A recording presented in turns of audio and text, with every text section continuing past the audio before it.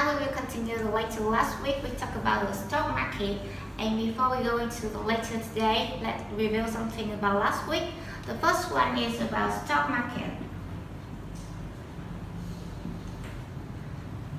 As we know, last week stock market referred to the public markets that exist for ensuring buying and selling stocks that trade on the stock exchange or over the counter. And the stock market is also the place that where investors can buy and sell their ownership of such investable assets. And about the purpose of stock market. As we know, there are two main purposes.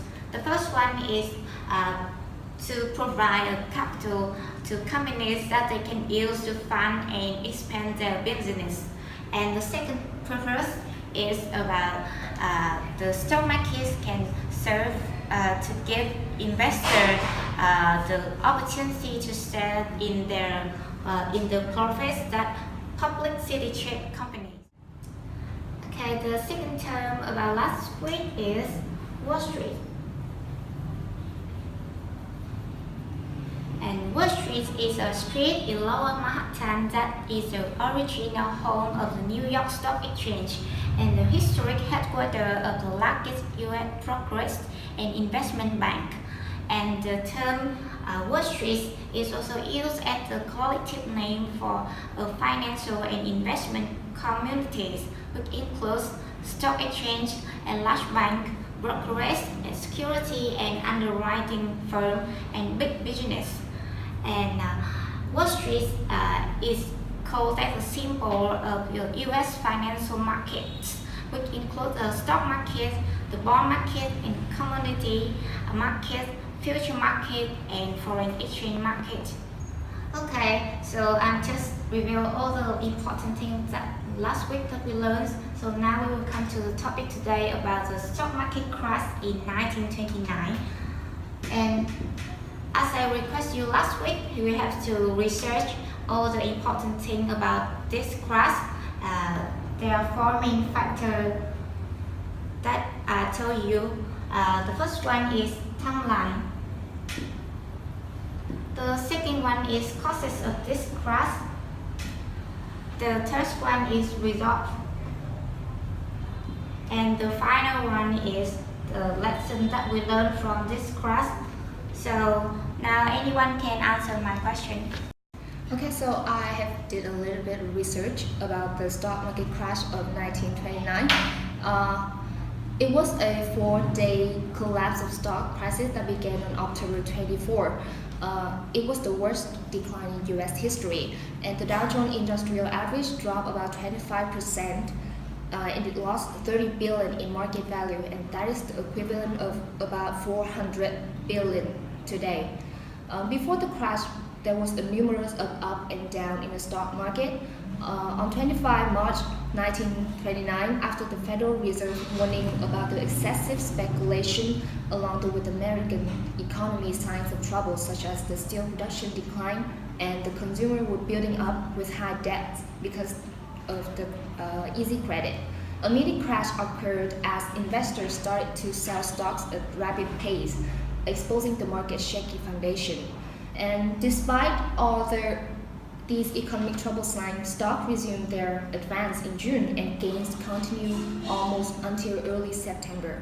On September 3rd, 1929, the Dow Jones Industrial Average increased in value about 10 times higher, peaking at 381.17.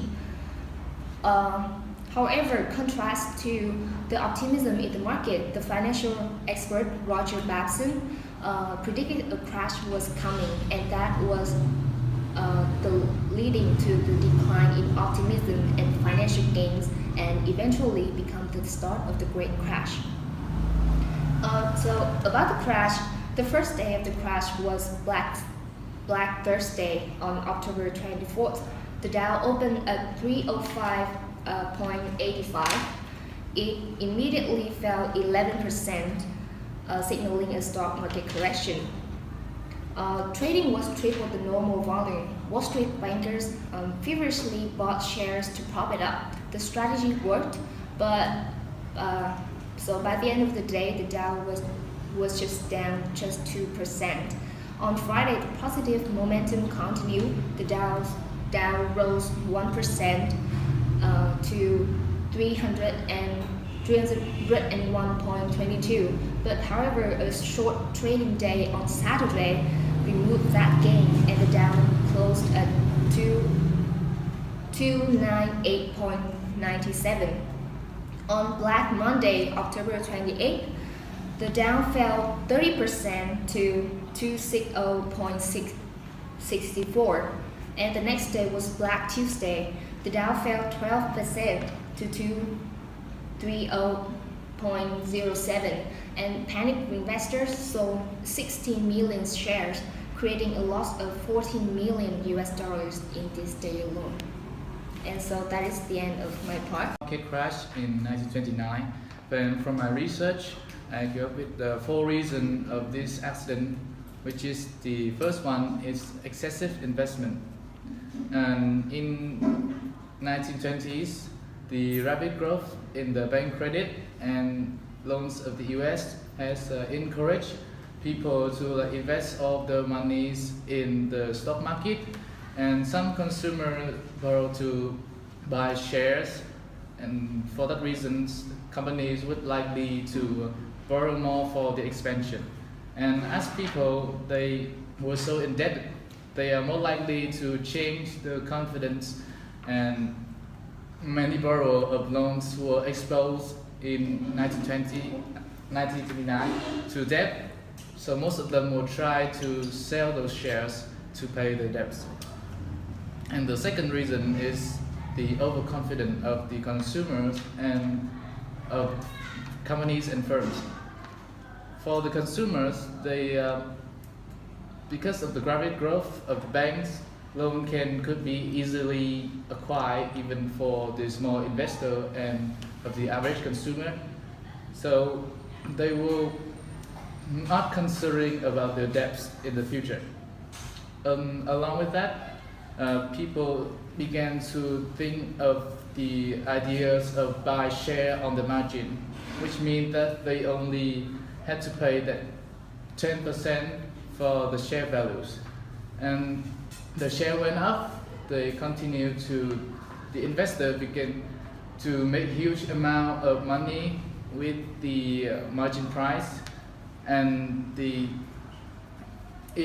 may affect all of the banks who let them buy the share. And unexpectedly, when the share price went up, it is not because of the economic fundamentals, but because of the optimism of the investor. For the firms and companies, during the boom investment, many companies tend to produce more goods than their sellings, leads to the overproduction in 1929.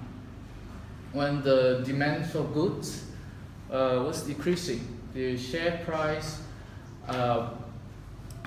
began to fall as the company is struggling to sell the products.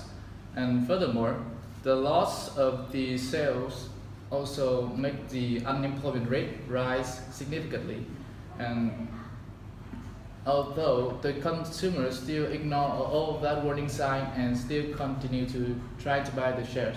The third reason, which is the agricultural recession. In the 1920s, the Federal Reserve, which is the central bank system of the United States, they also has the same problems, similar to the stock market incident, because the farmer could not keep up with the fast-paced economic environment, and therefore they ran out business, of course. Despite with the help of the advanced technology to increase the production line, people still lost their job because the demand for food at that time is not increased the same level with the overproduction of the food supply. So the unemployment rates continue to rise, which could heavily affect the economy. And With the agricultural recession, many banks in rural areas, of course, they had gone bankrupt, and with totally nearly 5,000 banks collapsed at that time between the 1923 and 1930. And the last reason is the inflation. In early 1929, the Federal Reserve has restricted the monetary policy, which the stock has were overpriced at that time, damaging the economy heavily. So to lower the stock price, the interest rate charged on the broker loans has rose significantly, and this might lower the demands to buy share for the investor, but they also lower the economic growth. And the transaction between the brokers and borrowers, they became impossible because the excessively high demand price, the monetary would soon fall apart. And that is my part. Answering the last question from the previous lesson about what are the influences or impacts of 1929 stock market crash on international economics, I comes up with some idea, and that is my report about this. And firstly, I think that crash whipped people out. They were forced to sell businesses and cash in their life savings. That's because broken call in their loan when the stock market started falling. People scrambled to find enough money to pay for their margins. They lost faith in Wall Street totally. You can't have healthy economy without confidence in the market. And that crash also destroyed U.S. economy. By July 8th, 1933, the Dow was down to 41.22. That was a 19% loss from its record high close of 381.2 on September 3rd, 1929. And it was the worst bear market in terms of percentage loss in modern US history. The largest one-day percentage gain also occurred during that time. On March 15, 1933, the Dow rose 15.34%, a gain of 8.26 points, to close at 62.1. It took 25 years for the Dow to regain its September 3 high. Between 1935 and 1940, the Dow fluctuated. It reached high of 194 in early 1937 before falling to 98 a year later, which is also fell 42%, and as unemployment rose to 25%. U.S. economic growth decreased 50% and world trade plummeted 65%. That's because price fell 10% a year, a result of deflation. Okay, one of the most, I think, highlighted events in that period of time may be the Great Depression.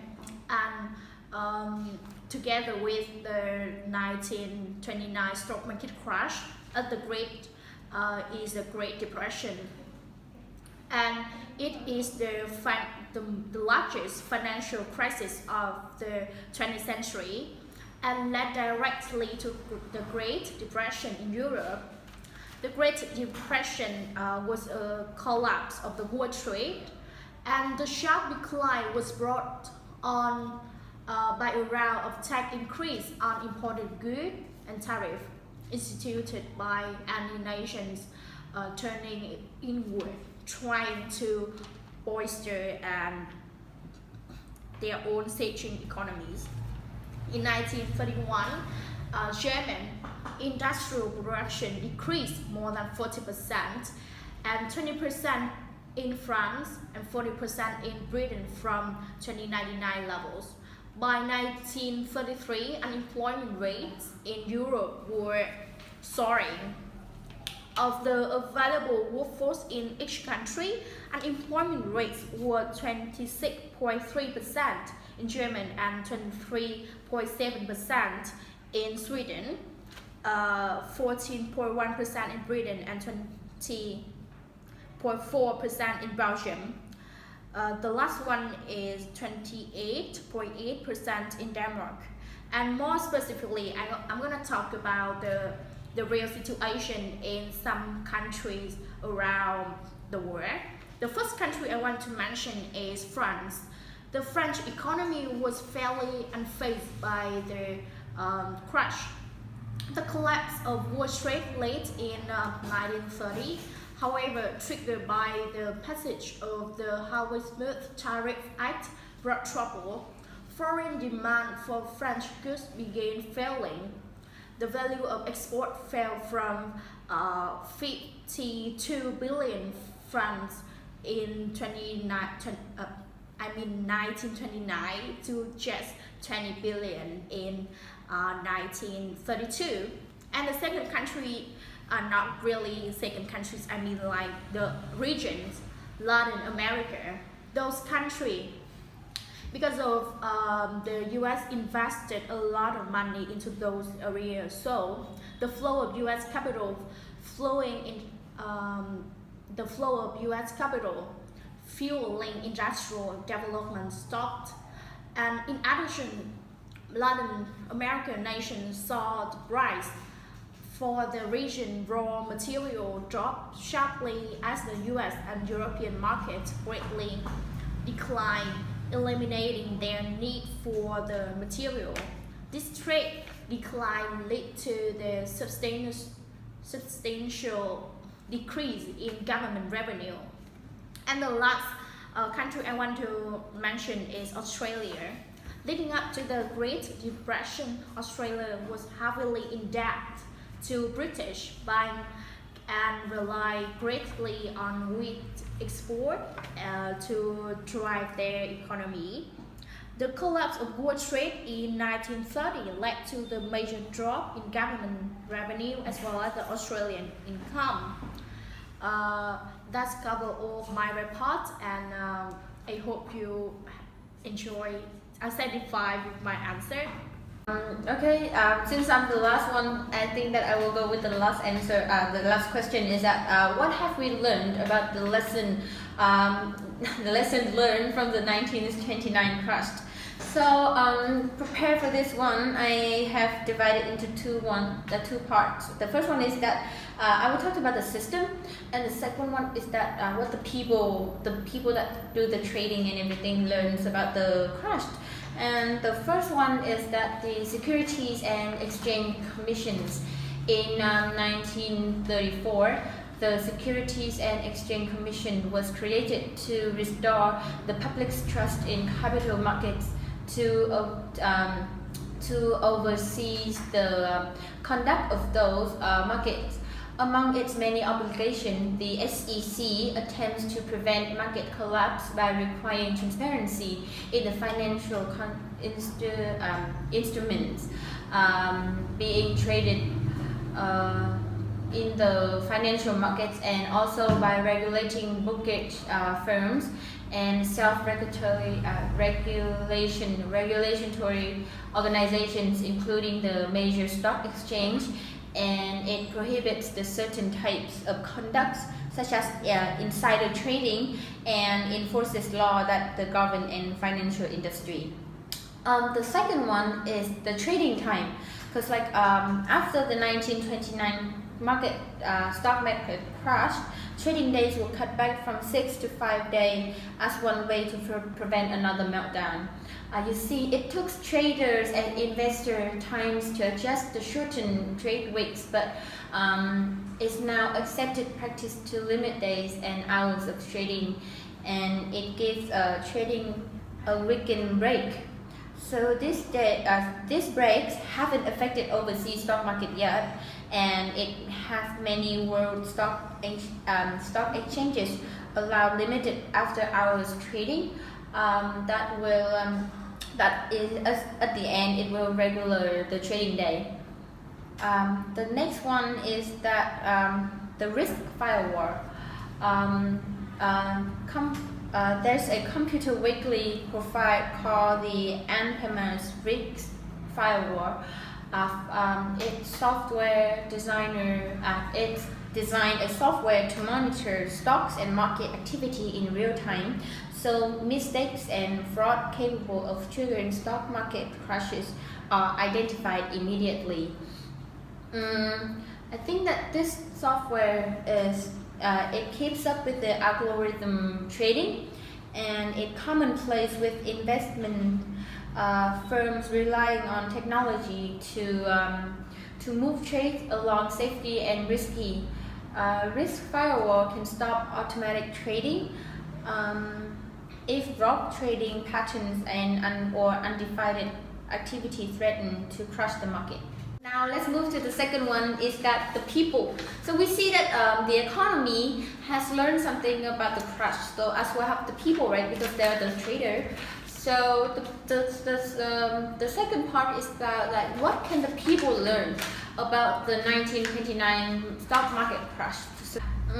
So in my opinion, what the people should learn from the crash of 1929 is that they should prepare themselves when there's like another crash come up. So the first one is that they should make a reliable and a strong source of income. They should build and maintain a reliable, strong source of income that makes money, so that it will not be affected by the economy whenever, if anything comes up, such as there's a lot of things that you can do right now, such as doing business online. There was no business online back in 1929, but as now you can see, it is a very popular thing. People should consider choosing the field that it satisfies with everyone's needs, such as fashion, foods, and especially education. That is the field that I think that they will never die and people can make a lot of money out of it. The second one is that after you have a strong source of income, then people should raise their wealth and by following a proper investment plan. Invest the money of people to maintain their wealth and increase to be ahead of the inflation. Investing all the money of one makes into one market is not a good idea. For example, if one invested all of their money into the stock market, then that person will be in trouble if they will be in trouble in the crisis like the stock market. So everyone should always choose a market, like multiple markets properly, and balance their investment using different markets, such as saving money, invest into the currency and the real estate markets, and many more. That is my answer. So all of you guys did very good job today. So let's take our break before we come to the tutorial.